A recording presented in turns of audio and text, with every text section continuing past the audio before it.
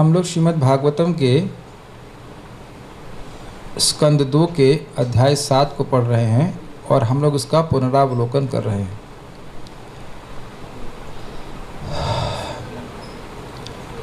अध्याय 6 के अंत में ब्रह्मा जी ने क्या कहा था और उसको हम लोग पर देख पाएंगे कि नहीं। अब वो चलिए श्लोक हमारे सामने नहीं है, लेकिन उन्होंने बोला था अध्याय 6 में ब्रह्मा जी भगवान की सृष्टि लीला का वर्णन कर रहे थे और उन्होंने उसको विस्तार में वर्णन किया। अध्याय 5 में उन्होंने संक्षेप में वर्णन किया था और उसके बाद उसी का विस्तार 6ठे अध्याय में किया था। और उसके अंत में ब्रह्मा जी कहते हैं कि मैं अब भगवान की लीला अवतारों का वर्णन करूंगा, जिनका वर्णन श्रवण करने से कर्ण कषाय शोषान, जो भगवान से अलग, भगवान से इतर वार्ता सुनने की प्रवृत्ति, इतर का मतलब होता है अलग, सेपरेट, तो भगवान से अलग वार्ता सुनने की जो प्रवृत्ति कानों की है वह नष्ट हो जाती है। तो उसी संबंध में अब हम लोग भगवान की लीला अवतारों को संक्षेप में सुनेंगे। समझ में आ रहा है कि हम क्या सुनेंगे या ब्रह्मा जी क्या सुनाएंगे? भगवान की सृष्टि लीला के बारे में नहीं बताएंगे।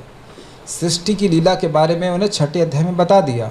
वह 7वें अध्याय में भगवान की लीला अवतारों के बारे में बताएंगे, जिनकी लीला चिदानंदमय होती हैं। तो हम लोग शुरू करते हैं।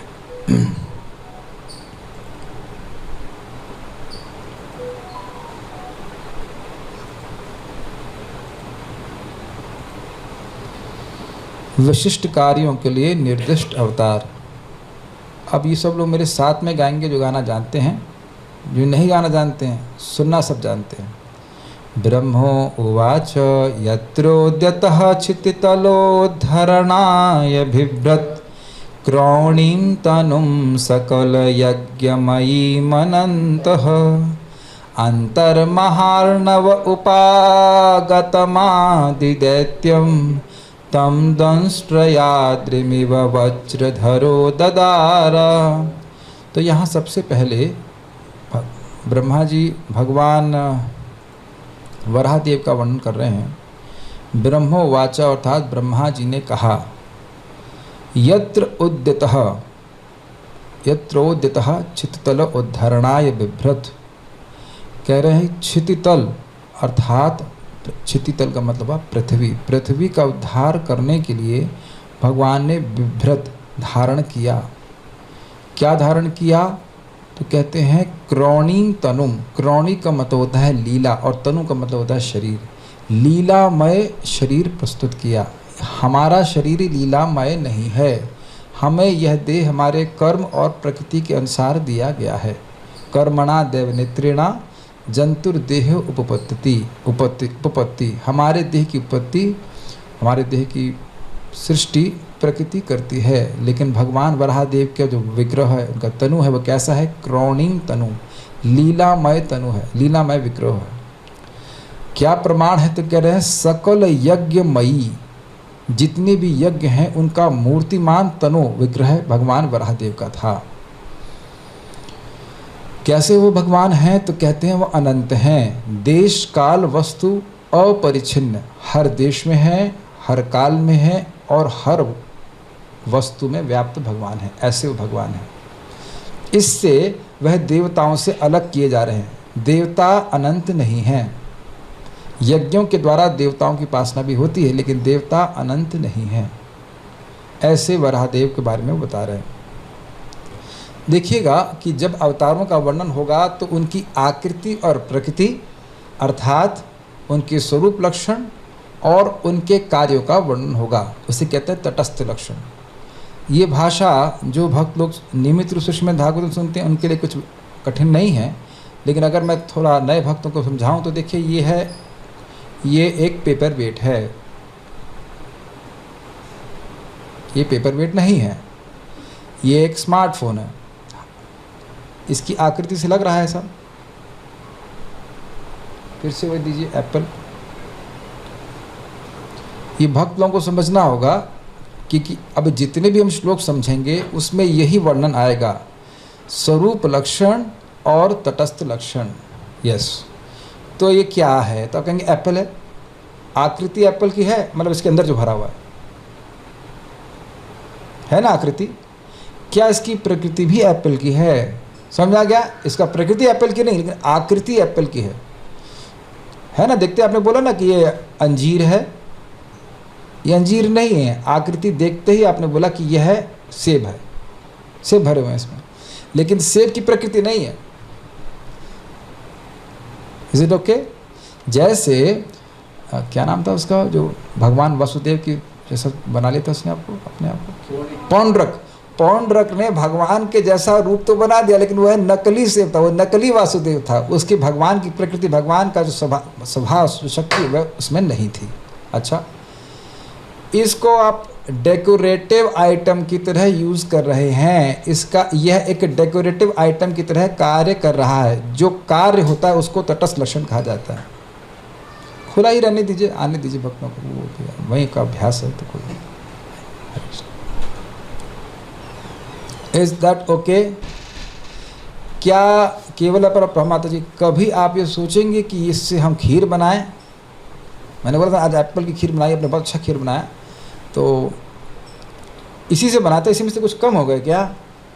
इन एप्पलों को हम खीर के लिए प्रयोग नहीं कर सकते, खीर के इंग्रेडिएंट की तरह ये कार्य नहीं कर सकते। मैं बहुत स्लोली समझा रहा हूँ ताकि आगे सारे श्लोक समझ में आ जाएं। हर श्लोक को हम ऐसे एनालिसिस करेंगे। हर अवतार का स्वरूप लक्षण, उनका तटस्थ लक्षण। तो स्वरूप लक्षण क्या हो गया? आकृति और प्रकृति, और तटस्थ लक्षण हो गया कि वो क्या कार्य करते हैं। इसके द्वारा चिन्हित किया जाएगा कि वो कौन से अवतार हैं। ठीक है?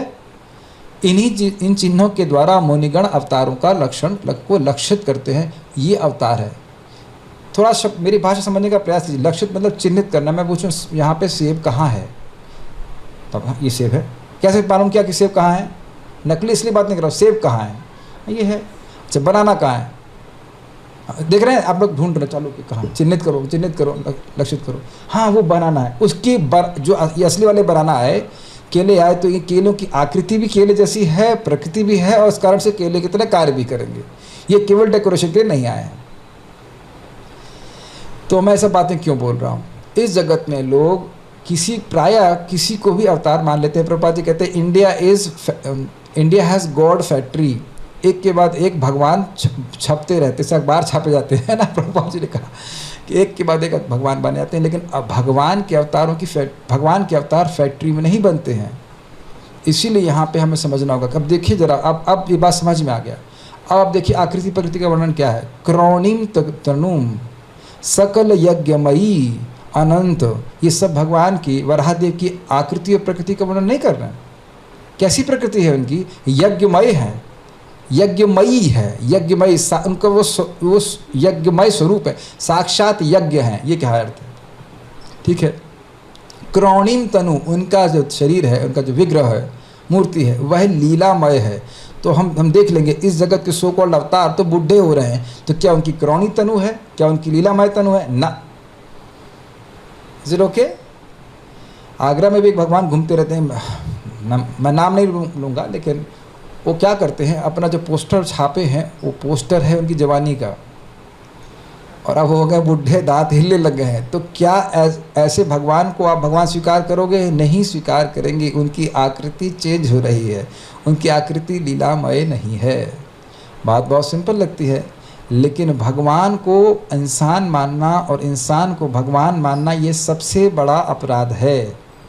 सबसे बड़ा अपराध है। जो भगवान है उनको तो भगवान मानेंगे नहीं, और जो भगवान नहीं है उनको भगवान मानते चले जाएंगे। इसीलिए भागवत के द्वारा हमको प्रकाश मिल रहा है कि वरादेव भगवान हैं और इस जगत का सुअर भगवान नहीं है। यहाँ पे लोग कहते हैं किसी को भी भगवान मान रहे तो सुअर को भगवान मान लो। हम सुअर को भगवान नहीं मान रहे हैं, भगवान के शुकर रूप की पूजा कर रहे हैं। वो सुअर नहीं है। सुअर यज्ञमय नहीं होता है। कोई यज्ञ कर रहा हो, स्वाहा हा कर रहा हो, और कोई सुअर घुस जाए वहाँ पे, तो वह उसको पवित्र नहीं मानेगा। लेकिन जब भगवान वराहदेव आए, और भगवान की लीला बड़ी अद्भुत करते हैं, ऐसे ऐसे करके देखा सुअर ऐसे ऐसे करते हैं, पानी में कीचड़ में घुस जाएंगे, फिर ऐसे ऐसे करके कीचड़ को झड़कते हैं। तो भगवान जल में कूदे और फिर ऐसे ऐसे किए, तो वो जो पानी छिड़क गया, तो ऊपर के लोकों में जो ऋषि मुनि थे उस पानी को प्राप्त करके अपने को पवित्र माने। ऐसा मानते हैं क्या सुअर कुछ अपना कीचड़ हमारे पर छिड़क दे तो हमने को पवित्र मानते हैं क्या? नहीं। इसीलिए यहाँ पे कहा जा रहा है, ब्रह्मा जी स्पष्ट कह रहे हैं यज्ञमयी, यज्ञमयी। अच्छा, अब कार्य क्या किए हो? तो कह रहे हैं अंतर महार्णव, अंतर महार्णव, महाअर्णव, अर्णव का अर्थ होता है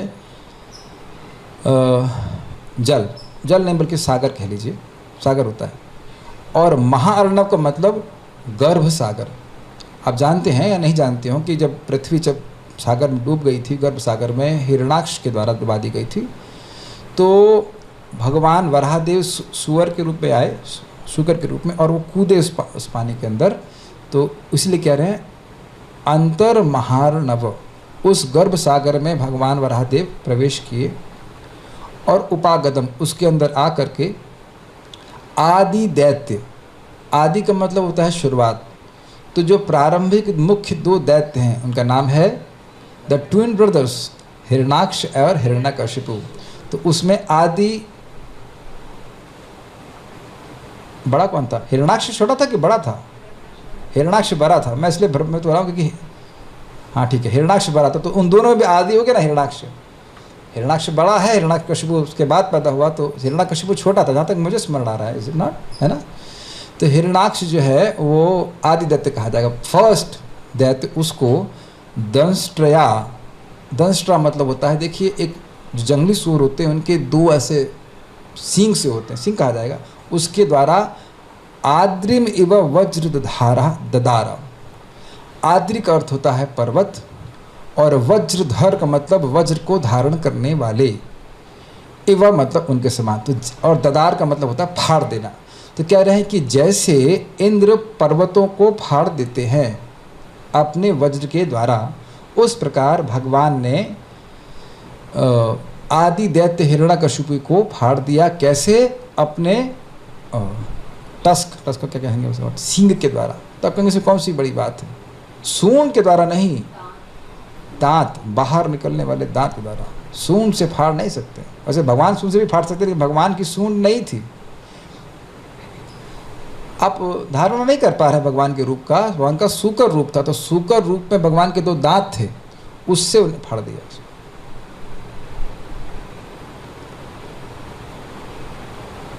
लेकिन बात ये है, अब हम थोड़ी बात टीका से कर रहे हैं, बात ये थी कि भगवान ने थप्पड़ मार करके उसे मार दिया था। थप्पड़ मारने के बाद अपनी जो दांत थे उसके शरीर में प्रवेश कराए थे। अब ये बात आपको टीका से मालूम चलेगी। इसमें आप लोग जो अर्थ सुनेंगे सीधे तो हाँ भगवान ने दांत से मार दिया, लेकिन दिक्कत हो जाएगी, क्योंकि शास्त्र आगे जाकर कहेगा कि भगवान ने हिरण्यकशिपु को, सॉरी, हिरण्याक्ष को थप्पड़ मारा था। हिरण्याक्ष हल्ला कर रहा था, ए मेरी पृथ्वी को कहाँ लेके जा रहे हो? आजकल के भूमाफियाओं की तरह वो किसी पृथ्वी को गबच लेते हैं, फिर वो मान लेते हैं कि वो उनकी है। तो ये ट्रेडिशन हिरण्याक्ष चलता आ रहा है।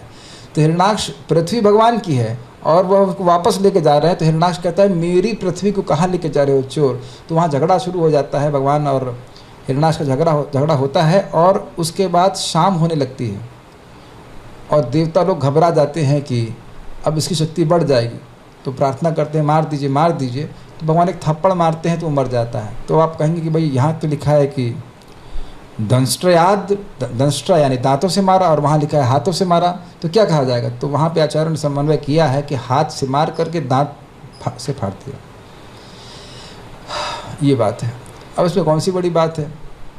हिरण्याक्ष इतना प्रबल था कि अकेले एक गदा लेके पूरे ब्रह्मांड में घूम गया, उसे कोई हराने वाला नहीं था। वरुण देवता के पास गया और कहा वरुण देवता एक वरदान चाहिए। क्या वरदान चाहिए? मैं युद्ध चाहता हूँ। तो वरुण देवता समझ गया कि इसके साथ युद्ध बहुत शक्तिशाली, युद्ध तो नहीं कर सकते। तो उन्होंने कहा बेटा देखो मैं बुढ़ा हो गया हूँ, अब मैंने युद्ध करना छोड़ दिया है, तुम भगवान विष्णु के पास, उनसे पास जाओ, उनसे युद्ध करो, वो तुम्हारे युद्ध की इच्छा को पूर्ण करेंगे। तो इस प्रकार से हमने भगवान वराहदेव के बारे में सुना और अब हम आगे पढ़ते हैं। कुछ समझ पा रहे हैं आप लोग? हम लोग ट्रांसलेशन पढ़ेंगे नहीं, केवल संस्कृत को सुनने का प्रयास करेंगे। गाइए मेरे साथ अगर गा सके तो।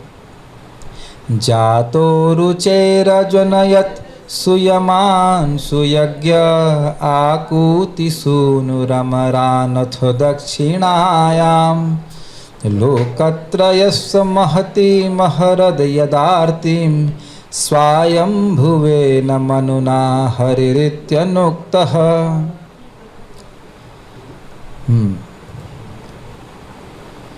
तो कह रहे हैं जातः, जातः मतलब जन्म हुआ।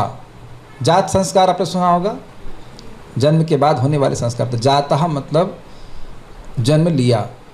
किससे? रुचिः, प्रजापति की पत्नी।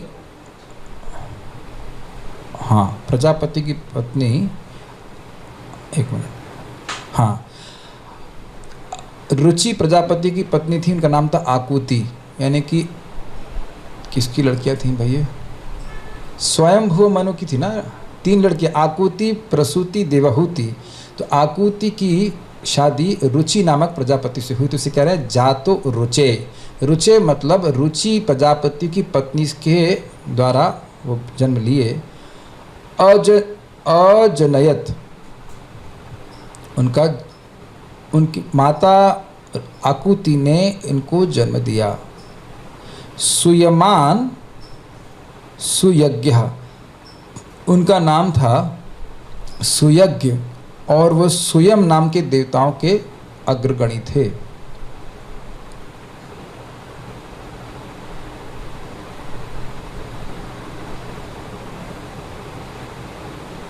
एक मिनट,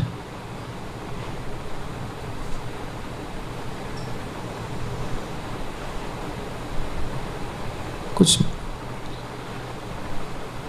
आकुति सूनुरमरा, एक मिनट। हाँ, तो देखिए बात यह है, सुयज्ञ का जन्म हुआ आकुति के द्वारा, और सुयज्ञ ने दक्षिणायाम, दक्षिणा उनकी पत्नी थी, उनके द्वारा सुयम नामक देवताओं की उत्पत्ति करी। जातो रुचिर अजनयत सुयमान सुयज्ञ, रुचि के द्वारा उत्पन्न, रुचि की पत्नी आकुति के द्वारा उत्पन्न हुए थे सुयज्ञ। नहीं, वो है मेरे पास, इसकी आवश्यकता नहीं। और उन्होंने दक्षिणा नामक अपनी पत्नी के द्वारा अजनयत जन्म दिया सुयम नामक यज्ञ देवताओं को। ये अर्थ है।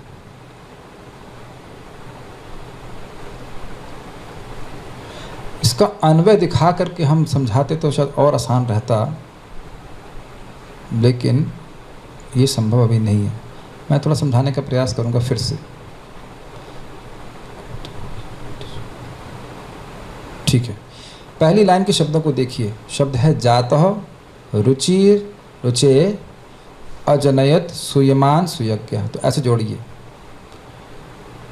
रुचेः सुयज्ञ, रुचेः जातः। सुयज्ञ के रूप में वह रुचि के पत्नी आकुति के द्वारा जन्म लिए, पहली चीज। ठीक, उसके बाद सुयमान आकुति सूनु, आकुति के बेटे के रूप में वह प्रकट हुए थे। कौन प्रकट हुए थे? सुयज्ञ। उन्होंने क्या किया? तो कह रहे हैं सुयमान, सुयम नाम के देवताओं को दक्षिणायाम, अपनी पत्नी दक्षिणा के द्वारा, किसकी पत्नी? सुयज्ञ की पत्नी दक्षिणा के द्वारा अजनयत। अमर शब्द देवताओं के लिए होता है। तो सुयम नामक अमरों को, अर्थात सुयम नामक देवताओं को उन्होंने अपनी पत्नी दक्षिणा के द्वारा जन्म दिया। क्या आप लोग समझ पा रहे हैं पहली लाइन को? थोड़ा थोड़ा देखिए, चक्कर क्या है, मतलब समझने में कठिनाई इसलिए हो रही है क्योंकि वो शब्द कहाँ कहाँ हैं वह अन्वय में समझ में आता है। इधर समझने माने में थोड़ी कठिनाई इसलिए हो रही है क्योंकि वो शब्द आगे पीछे है, वो काव्य की दृष्टि से। क्या किया उनने? लोकत्रयस्य महतीम अहरद यद आरतीम, यद आरतीम, जो तीनों लोकों की आरती थी, जो कष्ट थे और महान कष्ट थे, महती मतलब महान कष्ट थे, उनको अहरद, उनको हरण किया। तीसरी लाइन समझ में आ रही है? लोकत्रय मतलब तीनों लोकों की, आरती मतलब कष्ट, और महती मतलब बहुत अधिक। तो जो तीनों लोकों का महान कष्ट था उसको अहरत उनको सुयज्ञ भगवान ने हर लिया। तो इसमें अब कौन सी बड़ी बात कर ली। अभी कल एक माता जी हमको बोल रहे थे कि हम जगह जगह घूम लिए, हमारे शरीर में जो कष्ट है उसकी निवारण नहीं हुआ। Oh, Keshav has come, Hare Krishna, please come sit anywhere you want.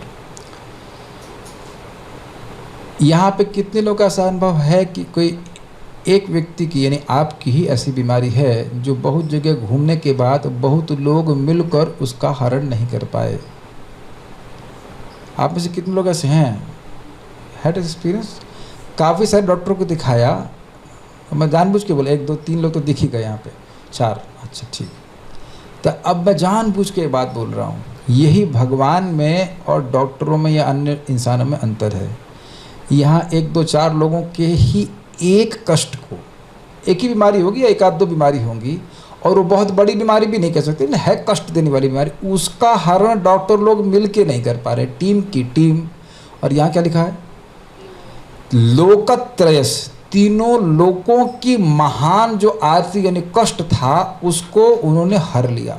हरने का मतलब समझ रहे हैं, ये नहीं कि नष्ट करने के लिए बहुत प्रयास, जब खींच लिया ख़त्म कर दिया। हरना का मतलब नहीं दूंगा, नहीं दूंगा, इसका मतलब होता है हरण कर लिया। इस प्रकार का सामर्थ्य भगवान का था।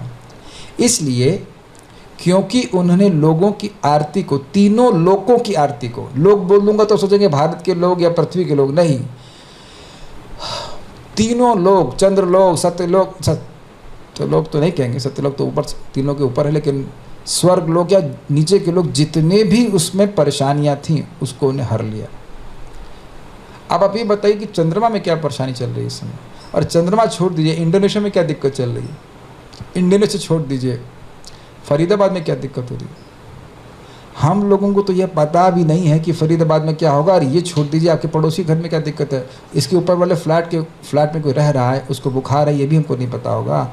उद्धार करने की तो बात छोड़ दीजिए, यानी कि तीनों लोकों में क्या आरती है वो उनको पता, और उसको हरने का भी सामर्थ्य। अब देख रहे हैं भगवान के अवतार में कितना अंतर है, कितना अंतर है जगत के लोगों में भगवान के अवतार में। तो कभी भी सामान्य व्यक्ति को अवतार मानने से पहले सोच लीजिए क्या उसके अंदर सामर्थ्य है।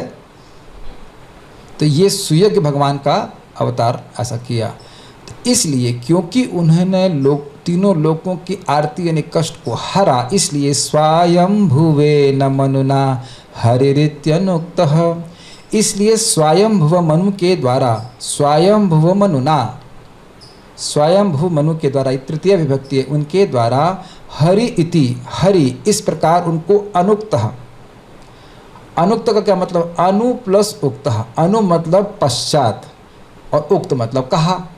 जब उन्होंने, उनका नाम क्या था, सुयज्ञ नाम था, लेकिन जब उन्होंने अवतरित होकर के तीनों लोकों के कष्टों को हरा, अनु उसके बाद स्वयंभुव मनु ने उनको हरि नाम से बोला। ये ध्यान रखिएगा कि ऐसे एक हरि नाम के अवतार और भी आएंगे, लेकिन वो हरि नाम से ही आए थे और इनका नाम हरि बाद में पड़ा। थोड़ा अंतर देख लीजिएगा, समझ रहे हैं ना बात। ये अब कोई कल भक्त पूछ रहे थे कि भागवत को पीने का क्या मतलब है, वो सोच रहे पीते तो हम लोग जीभ से कान से कैसे पिए।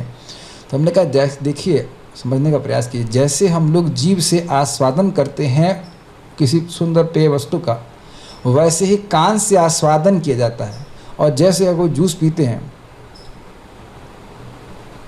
ऐसे करके पीते हैं ना, अच्छा लगा, अच्छा है, अच्छा, ऐसे करके एक एक घूंट पीते हैं कि नहीं, वैसे ही श्रीमद् भागवतम के शब्दों को आस्वादन कीजिए। देखिए आप लोग कुछ आस्वादन किए कि नहीं किए, अनुक्ता का अर्थ के आस्वादन नहीं कर रहे हैं, हरि कहा ये नहीं अर्थ है, अनुक्तः जब उन्होंने दुखों का हरण किया उसके बाद कहा, इसलिए अनुक्तः शब्द कहा जा रहा है। इस प्रकार से भागवत का आस्वादन करना, नहीं तो बड़ा अच्छा अर्थ है। ऐसा करके इसको श्रीमद् भागवतम को पीना कहा जाता है। वैसे मैं इस पर एक विचार कर रहा था, अभी एक भक्त ने मुझे थोड़ा डरा दिया, कहा कि प्रभु जी 2.9, अच्छी सेंस में डरा है कि वो 2.9 जो चतुश्लोकी भागवतम है उसकी टीकाएं अनुवादित हैं हिंदी में कि करना बहुत बड़ी टीका है। तो मैंने देखा कि हाँ अनुवादित कर दिया गया उसको। फिर देखो अरे ये तो समुद्र जैसा है, इससे पार कैसे जाएंगे हम। फिर मेरे मन में एक विचार आया कि घर में हम लोग 30-40 किलो चावल रखते हैं, तो एक ही दिन में खाने के लिए थोड़ा रखते हैं, क्यों भाई रखते हैं ना। 30 किलो चावल रखे हैं तो माँ 1 महीने के लिए आराम से खाएंगे है कि नहीं। तो उसी तरह यद्यपि भले उसका विस्तार में लगता है 1 महीने में तो 4 श्लोक हो गए, मुझे ऐसे लग रहा है। तो क्या थोड़ा थोड़ा करके खाएंगे, डाइजेस्ट करते जाएंगे, फिर लाएंगे, फिर डाइजेस्ट करते चले जाएंगे, क्या दिक्कत है। भगवान की लीला तो अनंत है, आस्वादन करने के लिए है श्रीमद् भागवतम। तो उम्मीद है कि आप लोग को श्लोक अच्छा लगा होगा। अब अगले श्लोक में जाते हैं। नेक्स्ट, अब यहाँ पे माता अकुति के बेटे के बारे में बात हो गई, तो दूसरी बेटी के बारे में बात होगी ना। दूसरी बेटी के बेटे के बारे में बात कर रहे हैं, देवाहुति के पुत्र कपिल देव के बारे में। यज्ञे च कर्दम गृहे द्विज देवहुत्यां स्त्रीभिः समं नवभिरात्मगतिं स्वमात्रे ऊचेययात्मशमलं गुणसंगपङ्कम् अस्मिन् विधूय कपिलस्य गतिं प्रपेदे। तो जो भक्त यहाँ उपस्थित हैं इसका अर्थ तो नहीं समझ रहे हैं। पहले ये बताएं कि गाने में कैसा लग रहा है, कर्णप्रिय है कि नहीं।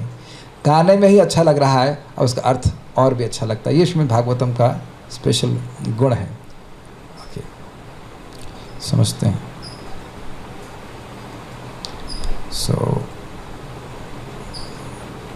यज्ञे मतलब जन्म लिया। कहाँ जन्म लिया?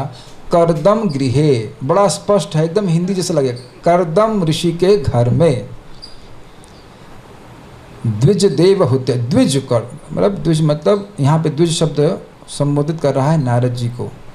नारद जी ब्राह्मण हैं, तो नारद जी को ब्रह्मा जी बोल रहे हैं, तो कह रहे हे द्विज, हे ब्राह्मण, कर्दम ऋषि के घर में भगवान ने जन्म लिया। देवहुत्याम, देवहुति के गर्भ से। स्त्री भी समम नवभी, स्त्री भी, हाँ, समम का मतलब हुआ साथ में। स्त्री भी का मतलब स्त्रियों के साथ। स्त्रियों के साथ का अर्थ हुआ कि उनकी 9 बहनें पहले पैदा हुई थी। लेकिन ध्यान दीजिएगा, कर्दम ऋषि और माता देवहुति की 9 बच्चे उत्पन्न हुए। डील था, कॉन्ट्रैक्ट था उनका शादी के पहले कि जैसे ही संतान होगी मैं जंगल चला जाऊंगा, कर्दम ऋषि ने बोला था। तो कई साल तक देवहुति माता सेवा करती रही, कोई संतान, कोई अंग संग ही नहीं हुआ तो संतान होने का मतलब ही नहीं है। और उसके बाद उन्हें इच्छा प्रस्तुत करे कि हम संतान चाहते हैं, तो संतान हुई, लेकिन 9 लड़कियां हुई, उनकी शादी भी हो गई। तो अब जब कर्दम ऋषि जाने के लिए उसमें हो गए, बात हो गए, बच्चे हो गए, हम चलते हैं। तो नहीं, जब वो जन्म ली तो कहेंगे नहीं तो हम चलते हैं, हो गए बच्चे। तो कहते हैं शादी कौन करेगा। अब एक माता जी और भी 9 लड़कियाँ, उनके लिए बच्चे कहाँ ढूंढेंगी वो, बच्चों नहीं, पति वर कहाँ ढूंढेंगी, दिक्कत हो जाएगी। शादी करवाइए। तो शादी भी हो गई। और बल्कि ब्रह्मा, मैं जब सही बोला ना, ब्रह्मा जी ही व्यवस्था कराए थे उन 9 लड़कियों की शादी ब्रह्मा जी कराए थे, जहाँ तक मुझे आ रहा है याद, कराए थे। हाँ, ब्रह्मा जी कराए थे, मैं भूल रहा हूँ अभी, लेकिन हुआ तो व्यवस्था वो करवाए थे। तो उनकी शादी हो गई। तब फिर दिक्कत कि भाई ये लड़कियां तो चली गई अपने घर में, मैं अकेले क्या करूँगी। तो एक संतान, एक लड़का चाहिए। तो फिर कुछ समय के बाद भगवान अवतरित हुए।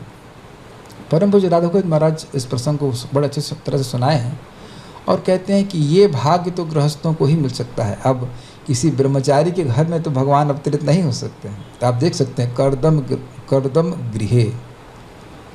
और महाराज कह रहे थे कि भाई हर गृहस्थ को भक्ति करनी चाहिए कि भगवान तो ना आ सके, कम से कम भगवान का भक्त तो आए, कम से कम हिरण्याक्ष और हिरण्यकशिपु तो नहीं अवतरित हो जाए जो जगत में अंधकार प्रस्तुत करे। ठीक है, इस प्रकार से भगवान प्रकट हुए। उसके बाद कह रहे हैं आत्मगतिम स्वमात्रे ऊंचे। ऊंचे का मतलब होता है बोला। स्वमात्रे का मतलब बड़ा स्पष्ट समझ रहे हैं। स्वमात्रे का मतलब अपनी माता को उन्होंने आत्मगति यानी कि आत्मा का आत्म साक्षात्कार का मार्ग, उसका वर्णन किया। ये बड़ा स्पष्ट है कि आत्म साक्षात्कार का मार्ग गुरु बोलता है, भगवान भी आते हैं तो बोलते हैं। कल एक भक्त हमसे कह रहे थे कि आपका दर्शन करके हमें अच्छा लगा। हाँ, मैंने कहा हाँ, मैंने दर्शन दिया, लेकिन दर्शन कौन सा दिया? दर्शन का मतलब फिलॉसफी भी होता है। Is it okay? भक्तों को तिलक भी लगाए हुए भक्तों को देखने से बहुत लाभ है, उसमें कोई संदेह नहीं है। लेकिन जो भक्त दर्शन दे रहे हैं, मतलब जो कथा कह रहे हैं, उसको ग्रहण करने से मुख्य लाभ होता है। Is that okay? ये श्रीमद् भागवत में बताया गया है, उक्त भी साधु लोग अपनी वाणी के द्वारा सहायता करते हैं। जैसे डॉक्टर के पास जाते हैं तो उसके दर्शन से कुछ लाभ है, लेकिन मुख्य लाभ ये है कि जो पर्चे पे लिख के देता ये करो, उससे मुख्य लाभ होता है कि नहीं? गए और देख, हाँ डॉक्टर साहब ठीक है, डॉक्टर साहब आप ठीक हैं। क्या कभी डॉक्टर साहब को पूछते हैं ऐसा, डॉक्टर साहब आप ठीक हैं? नहीं, हम कहते हैं हम ठीक नहीं हैं इसलिए डॉक्टर के पास जा रहे हैं, है ना? और वहाँ बड़ा स्पष्ट रहता है कि व्यक्ति जो वो बोलते हैं उसको सुन करके अपने जीवन में पालन करे ताकि वो ठीक हो जाए, ही ना? तो बड़ा इंपॉर्टेंट है। क्यों इंपॉर्टेंट है से बातें मैंने क्यों बोली? ऊंचे शब्द की व्याख्या कर रहे हैं। कभी कभी लोग कहते हैं हमारे गुरु जी कुछ बोलते ही नहीं है, तो फिर तुम्हारे गुरु क्या है? तुम कुछ गलत कहो, तुम करेला खाओ या मुर्गा खाओ या कुछ भी कहो, तो कुछ बोलेंगे ही नहीं ना। तो ऐसे गुरु को स्वीकार करने का क्या लाभ है? आप बताइए, विवेक से युक्त रहिए। आप लोग तो भक्त हैं, लेकिन आप लोग से मिले कुछ लोगों से जो उनके गुरु जी मौनी बाबा हैं? नहीं मिले होंगे, लेकिन ऐसे हैं लोग, कहते हमारे गुरु जी कुछ नहीं बोलते। हाँ, तो ऐसे गुरु तो हमें चाहिए कि जो हम चाहे वो करते रहें और गुरु जी कुछ ना बोले। तो, लेकिन उससे कुछ आत्म साक्षात्कार भी तो प्राप्त नहीं होगा। वैसे मैं अब अनुभव करता हूँ कि लोगों की सहिष्णुता कम है, इसलिए हम बहुत कठोर नहीं बोलते हैं। लेकिन क्या करें, बात ऐसी कुछ होती है जो पिंच कर जाती है, क्या करा जाए बताइए? लेकिन लोग सोचते हैं कि वो हमारी निंदा होती है, लेकिन किसी व्यक्ति की निंदा नहीं होती। वो जो गलत प्रवृत्ति है जो मैं बंधन में डालने वाली, उसको कभी कभी बोलना पड़ता है। ऐसा कोई नहीं बोलेंगे, नहीं बताएंगे तो कैसे मालूम चलेगा? लेकिन विवेक देने के लिए होता है, आप कर लो नहीं करो, कैसे इच्छा आपकी कर सकते हैं। कुछ भक्त यहाँ पे हम तो एक दो भक्त आते हैं, हम उसमें खुश जाते हैं, आह माता जी हरी हैप्पी, आँख खुला एक और बहुत खुश है। आप तो बहुत लोग आ गए, तो कोई दिक्कत नहीं है। और आप लोग कह सकते हैं कि हाँ हम लोग रोज नहीं आ सकते हैं, ठीक है, लेकिन आप लोगों के ही पति रोज नहीं जाते हैं जॉब पे, इज इट नॉट? और कितना दूर जाते हैं, 8-9 घंटे के लिए जाते हैं। और क्या लिखा है कि जो जैसे ही जॉब पे जाने की इच्छा से ही तुरंत भगवान हरि हृदय में आ जाते हैं? कहीं लिखा है ऐसा? नहीं। लेकिन श्रीमद् भागवतम को सुनने की इच्छा से ही भगवान हृदय में आ जाते हैं। तो आप विचार कर लीजिए कि आना चाहिए कि नहीं आना चाहिए। और शायद यह भी आप लोग सोचते होंगे कि ये कथाएं तो चलती ही रहती हैं, है ना? इस घर में तो चलती ही रहती थी ना कथाएं, है ना? यहाँ पे चलती ही रहती थी ना। Sometimes we don't understand the rarity of this association. तो मैं खाली बात कर रहा था ऊंचे के ऊपर। गुरु वैष्णव कोई भी हो, मुख्य बात है बोलें। और जैसे कपिल देव बोल रहे थे अपनी माता को, तो हम भी अपनी माता को बोल रहे हैं। उनके पास एक माता थी, मतलब बहुत सारी माता जी हैं, इतना उनको हम आत्मगति के बारे में बता सकते हैं, बेटा बता सकते हैं। I am not your teacher, I am only your son, please accept me as your son. हम माताओं को बता रहे हैं, प्रभु जी को भी बता रहे हैं, भाई को बता सकते हैं, is not Keshav? Yes. Family discussions, joint family jointed by Shrimad Bhagavatam. Okay, इधर जूम पे तो हमारी तो बहुत बड़ी फैमिली है, सब भागवत के रसिक हैं, बहुत सब, कोई छोड़ता नहीं क्लास। कोई अगर नेट चला जाए तो अलग बात है, नहीं तो छोड़ने वाले नहीं है, ठीक है। हमारे एक ग्रुप में तो सरस्वती देवी नाम ही उनका, सरस्वती आराधना विद्या की आराधना, हमारा बड़ा अच्छा नाम था, गाजियाबाद की माता जी, सरस्वती आराधना माता जी। हम लोग गाजियाबाद में क्लास कर रहे हैं, in case you want to come माता जी, बड़ा नाम अच्छा लगा, सरस्वती आराधना, नाइस नेम ना। ऊंचे स्वमात्रे, अपनी माँ को आत्मगति के बारे में बताया। उससे क्या हो जाता है? तो कह रहे हैं यया का अर्थ होता है जिस ज्ञान के द्वारा, जिस आत्मगति के ज्ञान के द्वारा आत्मशमलम। दिख रहा है आप लोग को? संधि विच्छेद कर पा रहे हैं? संस्कृत पढ़ने का फ़ायदा है, मैकेनिकल इंजीनियरिंग का कोई फ़ायदा नहीं है। यया प्लस आत्मशमलम इज इक्वल्स टू ययात्मशमलम। यया जिसके द्वारा, आत्मशमलम आत्मा का शमल अर्थात आत्मा का जो गंदगी है, जो अविद्या है, वह है कवरिंग। प्रभुपाद धन्यवाद के आत्मा का जो कवरिंग है, जो आत्मा को ढकी हुई, आत्मा सबका स्वरूप है, उसको ढका हुआ है जो इस कारण वो कैसे ढका हुआ, तो कह रहे हैं गुणसंग पंक। पंक मतलब होता है कीचड़, और गुण संग मतलब प्रकृति के गुणों का संग करने से जो कीचड़ हमारे ऊपर लिप गया है, वह अस्मिन विधूय। अस्मिन मतलब इसी जीवन में वह धुल जाता है। कोई अनुभव है कभी कोई व्यक्ति, ये तो अनुभव होगा, होली में पेंट पूंट पोत लेता है, वो अपने ही व्यक्ति को हम पहचान नहीं पाते। या व्यक्ति कोई कीचड़ में पूरा सन गया हो तो वो अपने, उसका जो शक्ल है वो दिखती नहीं। ये तो आप उदाहरण समझ रहे हैं। तो कह रहे हैं कि जैसे इस जगत में कोई कीचड़ से लिप्त हो जाए तो चेहरा उसको समझ में नहीं आता, या कोई पेंट पूंट कर ले तो चेहरा नहीं समझ में आता, उसी प्रकार से जीव गुण संग पंका, प्रकृति के गुणों का संग करके उस कीचड़ से इतना लिप्त हो गया है कि उसका स्वरूप दिखता नहीं है। दिखता है ये कीचड़, कीचड़ है, हाँ, और कीचड़ पे लिपस्टिक भी लगाते हैं। आप लोग स्वीकार करेंगे हम लोग कि ये सब कीचड़ है? कितने लोग ये मानना चाहेंगे कि ये सब कीचड़ है? Is it not? यह मेरे शब्द नहीं है।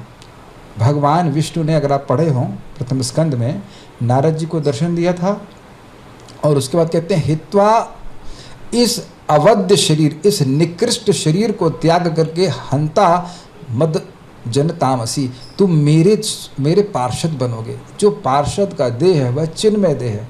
कहाँ अजामिल का निकृष्ट शरीर और कहाँ उसको वैकुंठ का शरीर प्राप्त हुआ है। ये सब भागवत का आशीर्वाद है। श्रीमद् भागवतम को श्रवण करने वाला व्यक्ति भगवान के पार्षद का दिव्य देह प्राप्त करके भगवान के पास चला जाएगा।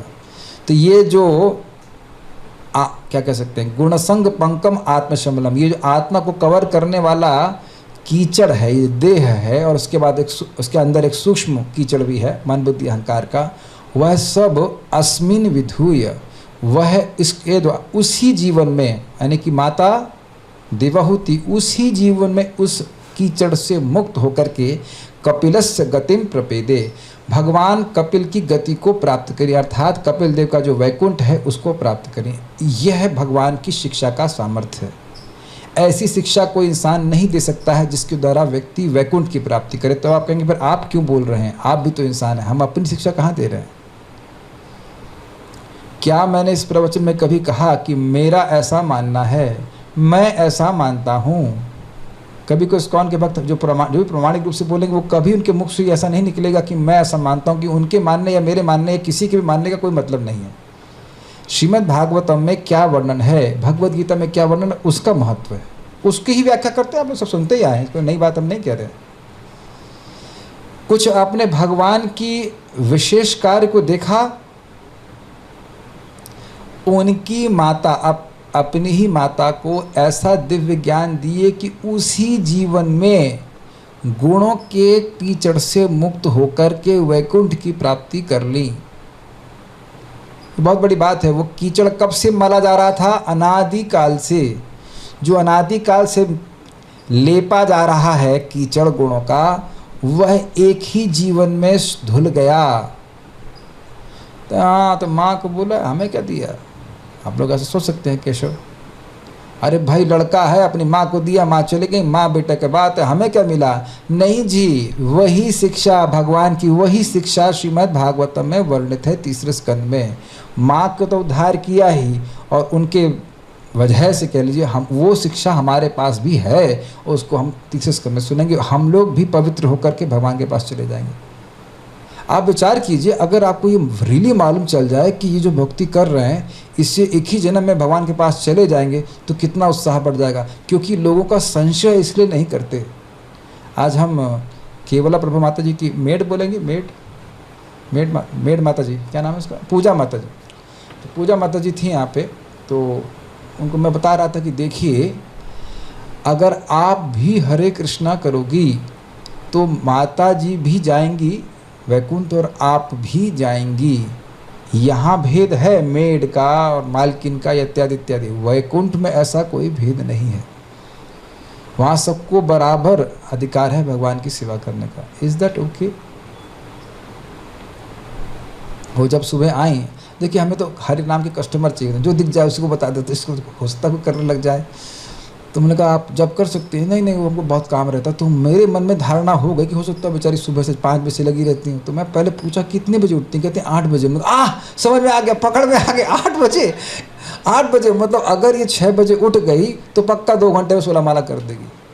ऐसे प्रीचिंग करने का सबसे पहले पूछो उठते कितने बजे हो, क्योंकि अगर वो 15 मिनट भी पहले बंदा उठ गया तो 2 माला करना शुरू कर देगा।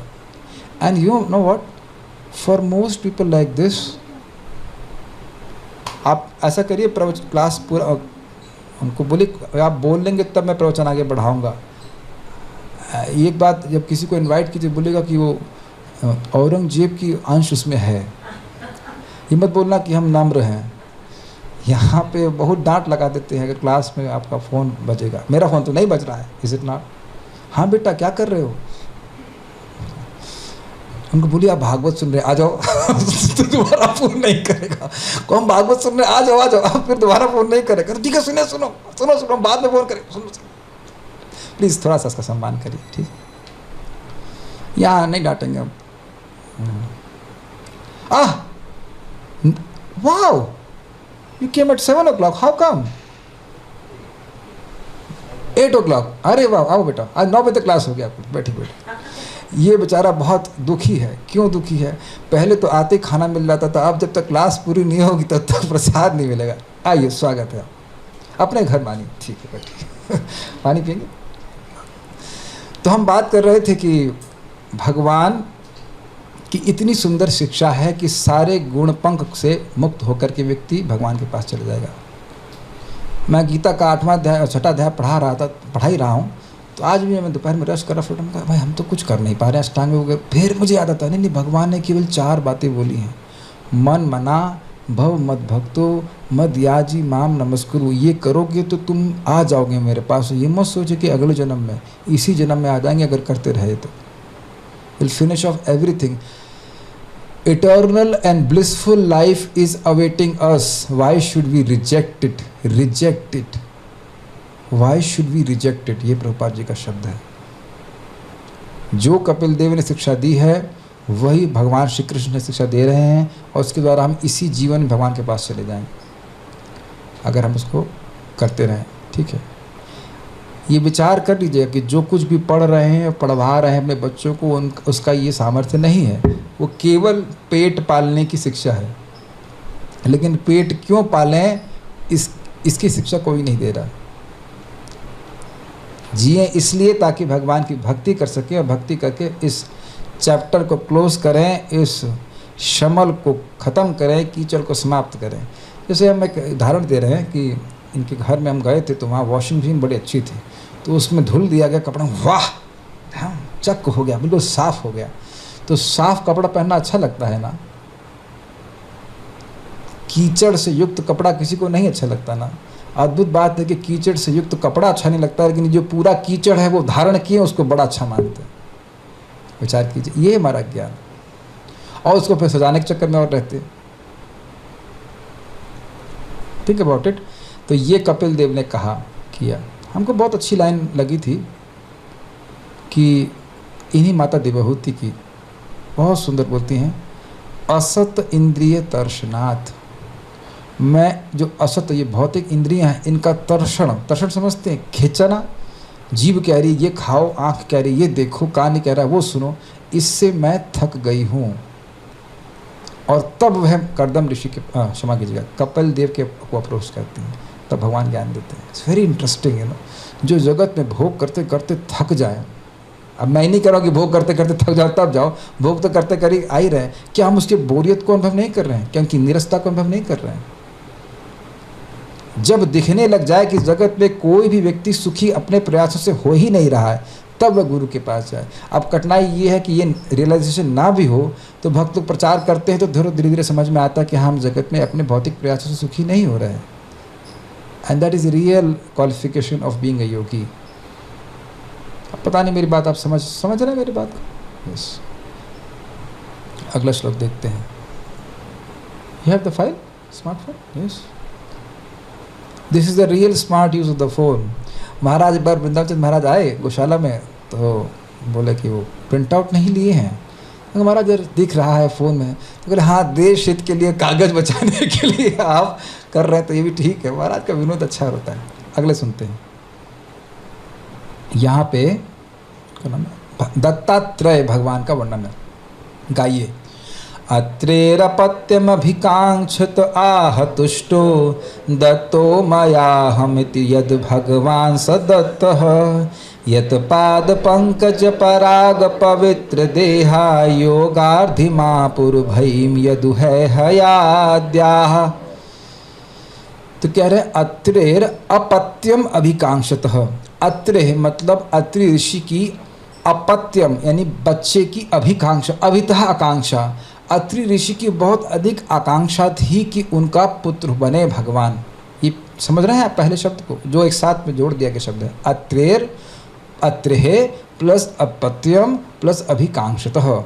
कांक्षा सुना है, आकांक्षा सुना है, लालसा। तो अत्रि ऋषि की अपत्य की आकांक्षा थी कि भगवान मेरे पुत्र बने, इसलिए आह तुष्टो, उनको कहा तुष्ट होकर के, भगवान ने उनको तुष्ट होकर कहा कि दत्तो मया अहम,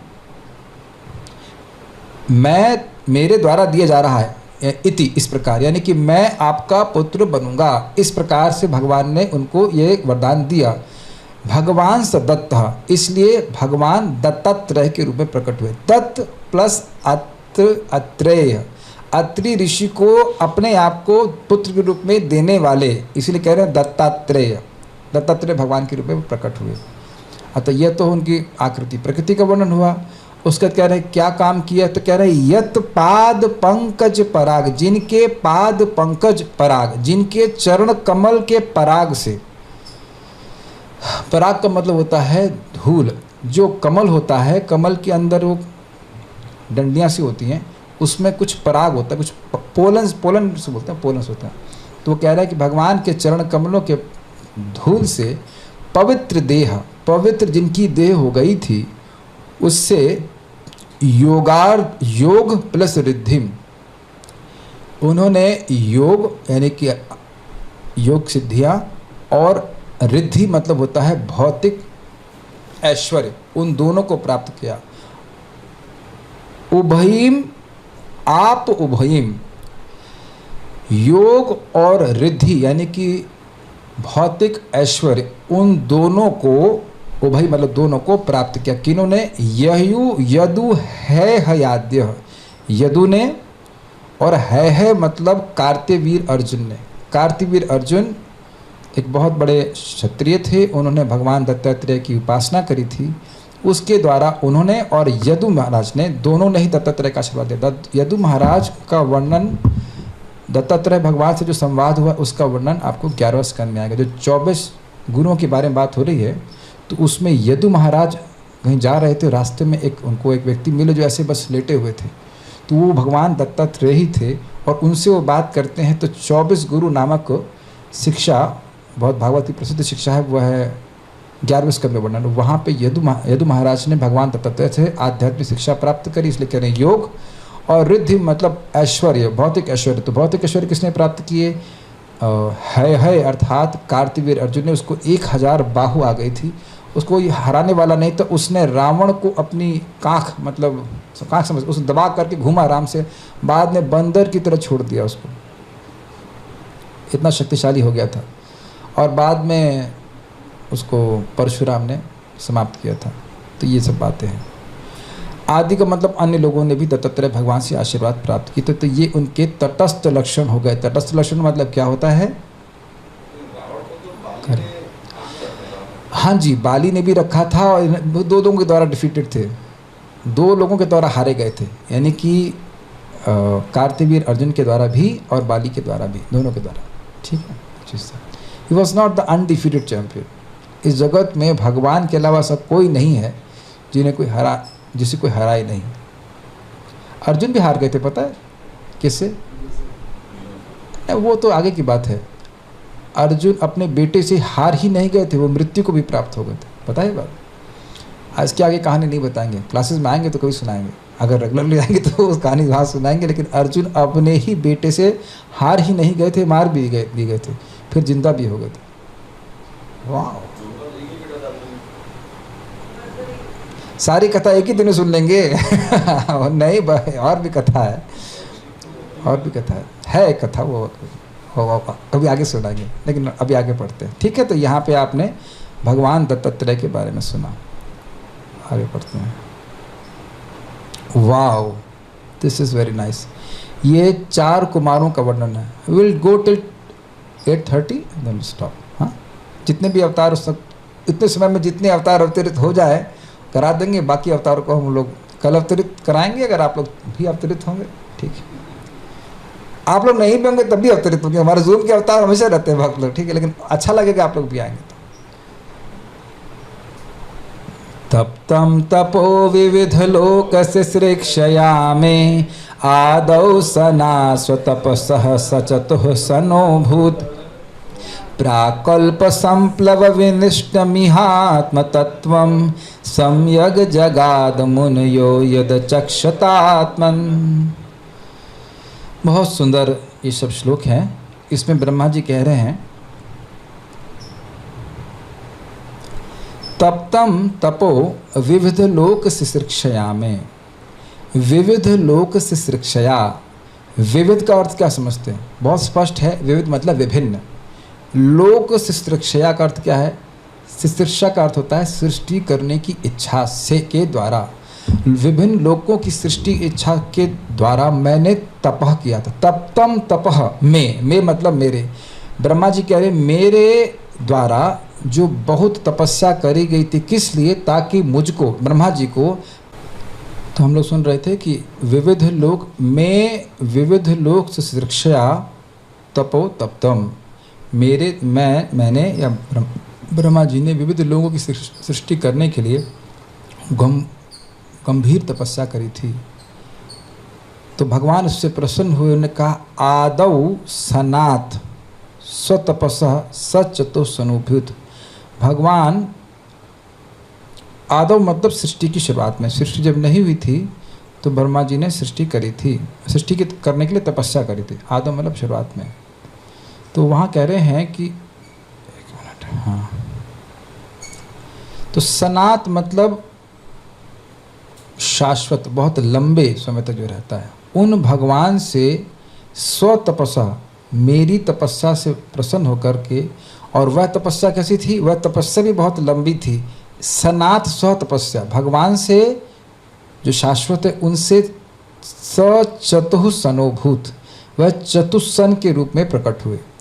दोनों जगह सन है, सन मतलब शाश्वत, क्योंकि भगवान सनात यानी भगवान जो सनातन है, याद आ रहा शब्द सनातन मतलब शाश्वत, तो सनातन भगवान से ये आए चारों, इसलिए इनका नाम चतुस्सन हुआ। समझ रहे हैं आप? सनक, सनंदन, सनत कुमार, और सनक, सनातन, सनंदन और सनत कुमार। तो कह रहे हैं कि इन सब में सन सन क्यों आ रहा है? क्योंकि ये शाश्वत सन भगवान से आए थे। जो भगवान सन अर्थात शाश्वत हैं, उनसे ये प्रकट हुए। एक और तीव्र दूसरा था कि ब्रह्मा जी ने बहुत लंबी सन तपस्या करी, इस कारण से भगवान प्रसन्न हुए और उन्होंने इनको 4 सन दिए, जो कि 4 सन के रूप में प्रकट हुए। SON और सन यानी कि चतुस्सन, यानी सनक, सनातन, सनत कुमार, सनंदन, ऐसे हुए। क्या किए ये लोग? एक इनकी विशिष्टता प्रथम स्कंद में बताई है, ब्रह्मचर्यम अखंडितम, अखंडित ब्रह्मचर्य का पालन किए। अखंडित। परम पूज्य राधानाथ महाराज अपने प्रवचन में कह रहे थे कि हम लोग सोच सकते हैं, मतलब कुछ लोग सोच सकते हैं कि हम लोग सीनियर ब्रह्मचारी हैं। हम लोग सीनियर ब्रह्मचारी नहीं हैं। साल 2 साल 3 साल 40 साल से कोई ब्रह्मचर्य का पालन कर रहा है, लेकिन ये 4 कुमार सृष्टि की शुरुआत से ही ब्रह्मचर्य का पालन कर रहे हैं। कोई भी इनके ब्रह्मचर्य का खंडन नहीं कर पाया। अद्भुत बात। ब्रह्मचर्यम अखंडितम। यहाँ के इतने शक्तिशाली हैं कि बड़े ही नहीं हुए। 5 साल के बच्चे को कैसे कोई डिस्टर्ब करेगा?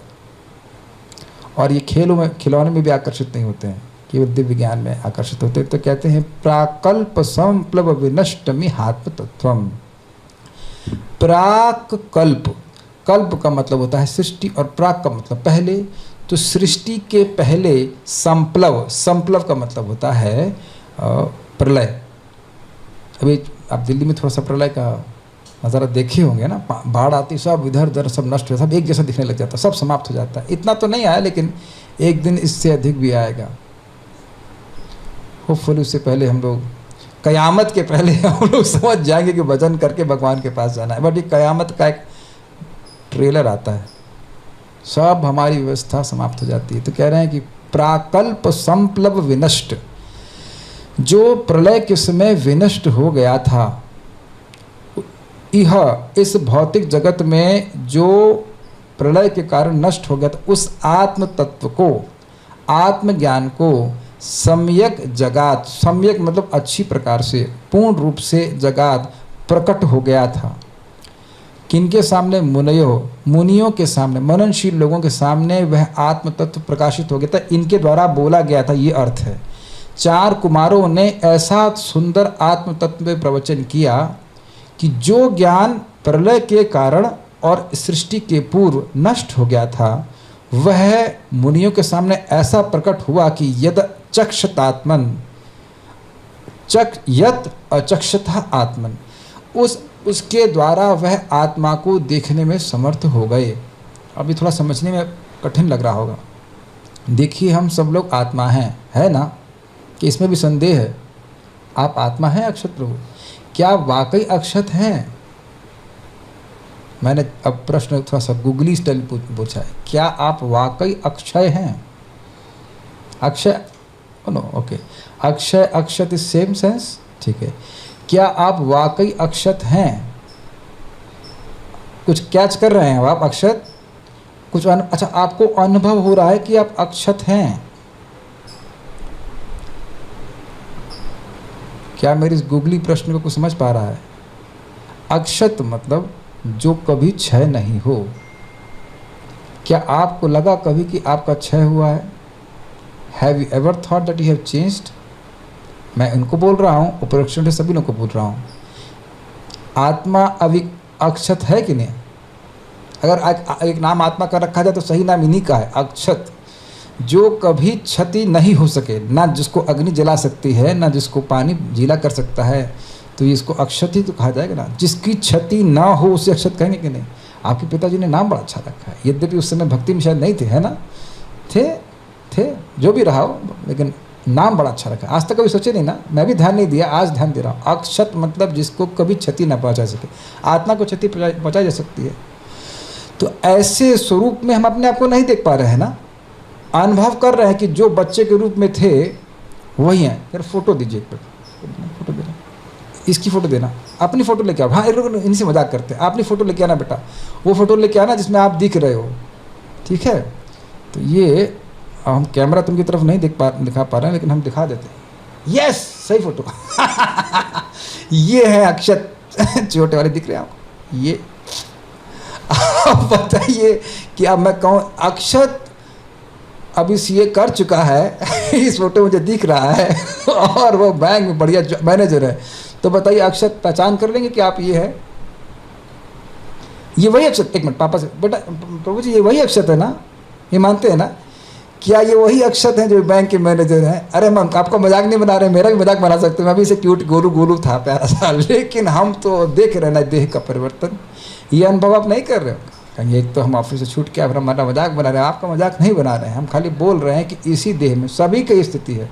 अगर आप इस फोटो को नहीं देखते और ऐसे कोई दिखा देता ना, तो आप ही हाँ बड़ा प्यारा बच्चा अपने ही फोटो को देखते, हम बड़ा प्यारा बच्चा, अरे तुम्हारा ही फोटो है। क्या यह बताइए इस जगत में आपको आपकी माँ ने बताया नहीं बेटा ये तेरी फोटो है बचपन की, ये तुम्हारी फोटो, और नहीं तो कहते बड़ा प्यारा बच्चा है। मैं अपनी माँ की फोटो भी देखा हूँ, छोटी सी हूँ, अपनी माँ की गोद में से करके एकदम। बच्चों को पहले ना लड़कियों को डाल रिबन बना देते थे छोटी सी, मेरी माँ।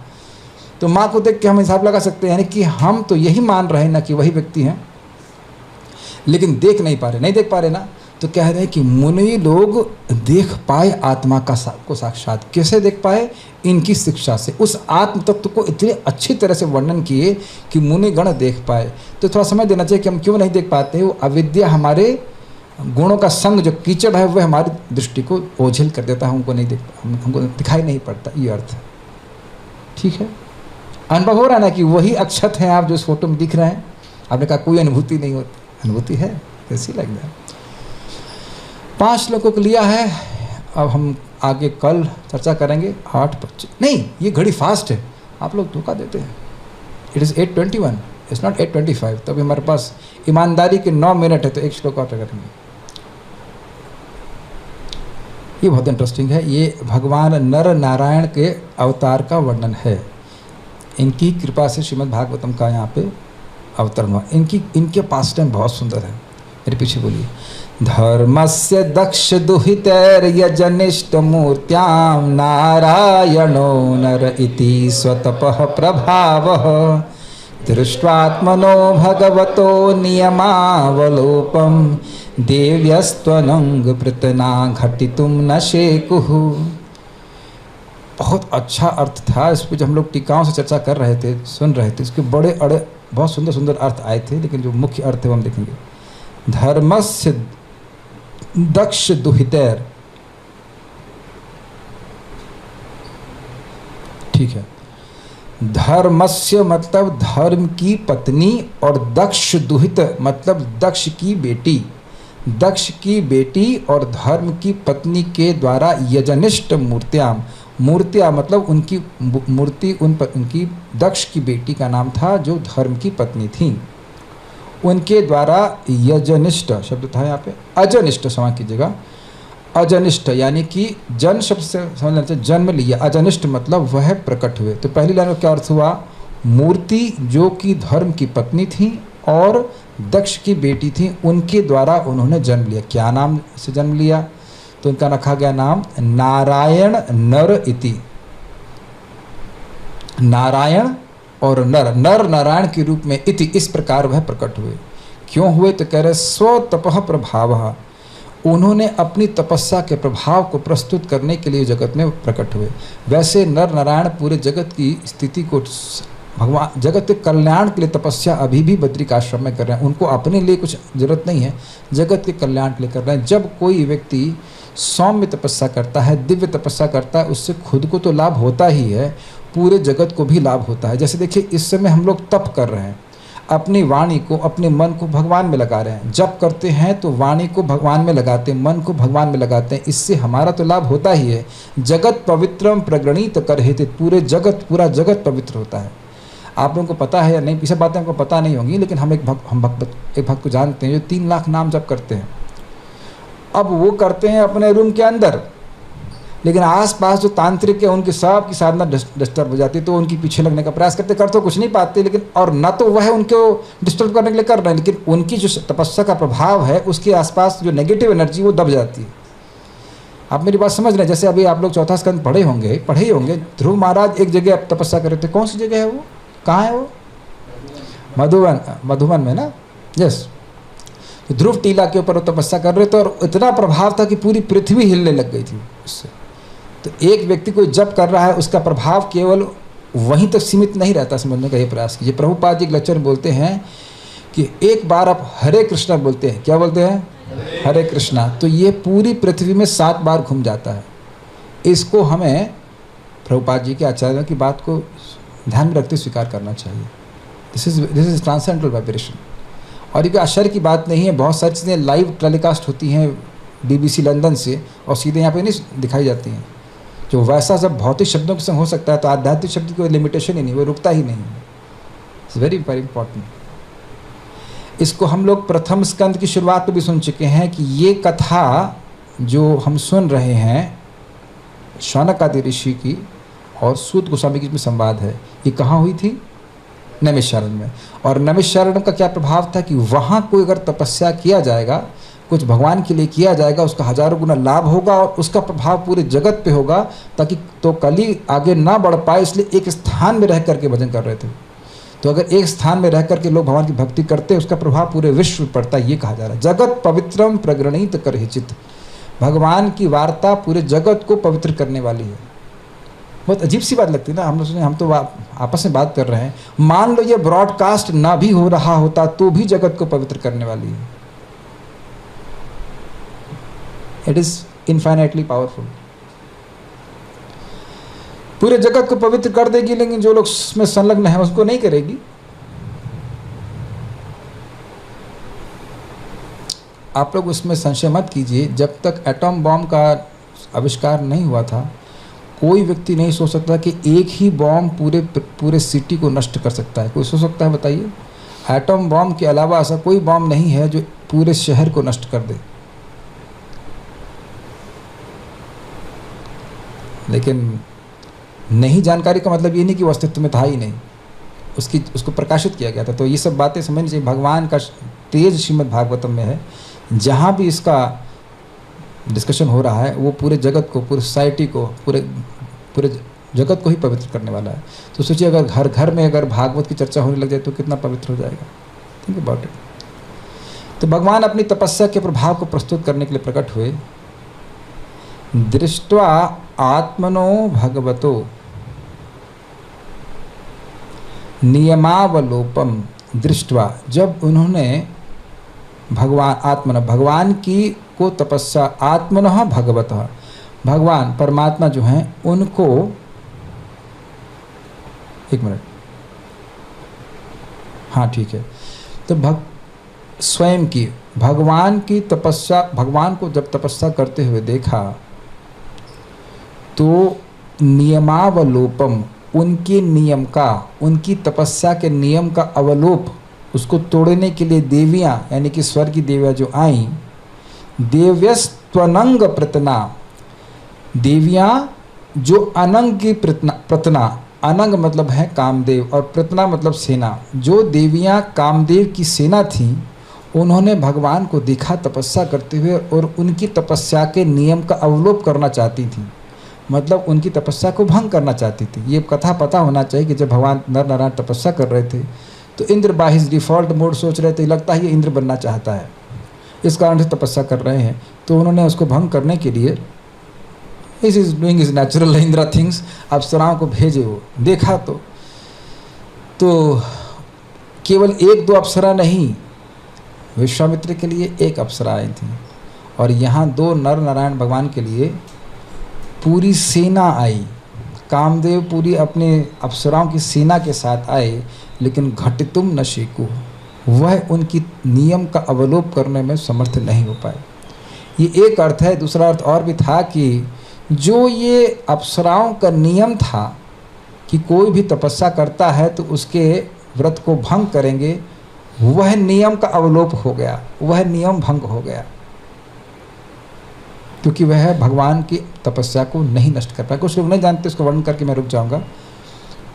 नर नारायण भगवान तपस्या कर रहे थे और ये सारी अप्सराएं और कामदेव आए, बहुत सुंदर सुंदर हवा बहने लगी और ये लोग अपनी अप्सरा वाले वोटेवर डांस वांस करने लगे, जो भी रहता होगा, भाव भंगिमा दिखाने लगे। तो भगवान आंखें खोले और उनको देख के मुस्कुराने लगे, स्त्रियां दिखा रहे हो तो भगवान के ही शरीर से, दिव्य शरीर से इतनी सुंदर सुंदरियाँ प्रकट होने लगी कि उनके आगे सारी सुंदरियाँ तुम चुप हो गई, कहते इनके सामने तो हम मेढक जैसी लग रही हैं।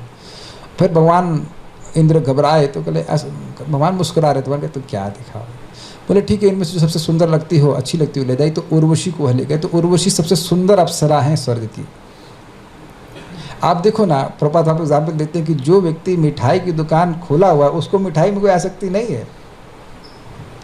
आप लोग पता नहीं कभी सोचे कि नहीं सोचे, बचपन में जब हमारे पिताजी मिठाई की दुकान पे ले जाते थे तो हम सोचते ये मिठाई वाला तो बहुत आनंद में होगा, इसके पास कितनी सारी मिठाइयाँ हैं, लेकिन उसके लिए नॉर्मल लगता है ना, सिंपल। तो भगवान के पास कौन सी ऐश्वर्य की कमी है, बल्कि देखिए इंद्र भी भूल जाते हैं कि जो अप्सराएं उनके पास भी हैं वो भी भगवान की प्रॉपर्टी है। सोचिए ना, यहाँ पे जितने लोग के पास भी कुछ धन है, कोई आपको आके 10 रुपये का नोट दिखाए, ये देखो 10 रुपये का नोट, 10 रुपये का नोट है, आप गुस्सा होंगे कि हंसेंगे 10 रुपये का नोट दिखा रहे यार, तो क्या कर रहा है, बहुत भरे हमारे पास, कोई दिक्कत नहीं, हम किसी को नहीं देते, हम कोई दान नहीं देते, हम बहुत भरे हुए हैं, है कि नहीं? ये तो हम जोक के लिए बोल रहे हैं, बट कोई 10 रुपये का नोट दिखाएगा, आप क्या कहेंगे? ये जैसे हमारे जैसे नव सीखिए कुक, अब आप माताओं के सामने बोले देखो मैंने राइस बनाया, दाल, ये हमारे बाएं हाथ का खेल है come on, you can bring out 64 prasadam, 64 kinds of, बच्चे हो भी कुछ भी नहीं हो। उसी तरह से भगवान ने मुस्कुरा करके ले जाओ उनसे जो चाहे तुम ले जाओ।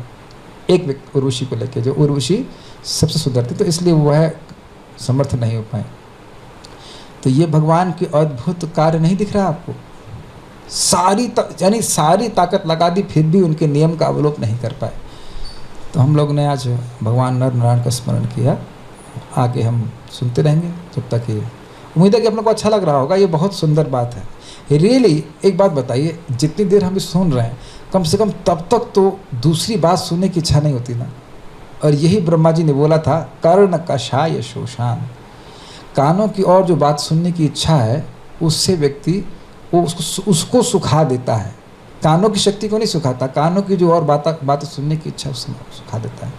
तो कल भी आप लोग सूखने के लिए आइएगा, उम्मीद है सबका हम लोग आएंगे। Will stop here. Shrimad Bhagavatam की जय, भगवान के सभी अवतारों की जय, श्री प्रभुपाद की जय, निताई गौर प्रेमानंदे।